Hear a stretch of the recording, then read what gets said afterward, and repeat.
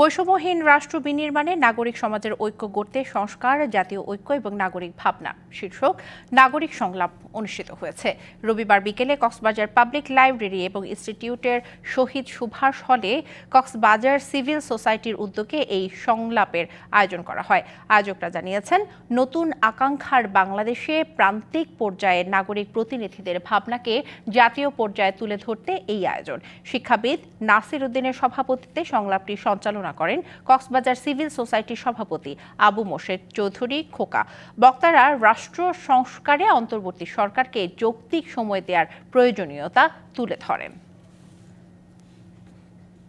আমরা ঐক্যবদ্ধভাবে থেকে দেশটাকে সুখী সমৃদ্ধি বাংলাদেশ কিভাবে এগিয়ে নিয়ে যেতে পারি, এই জন্য আজকে আমাদের যারা অংশীজন আছে, বিভিন্ন দলের প্রতিনিধি, ছাত্র প্রতিনিধি, আমরা মতামত নিয়েছি কিভাবে সংস্কার হতে পারে, কিভাবে আমরা জাতীয় ঐক্যতে উপনীত হতে পারি। মূলত এটা নিয়ে আজকের এই ক্ষুদ্র আমাদের প্রয়াস।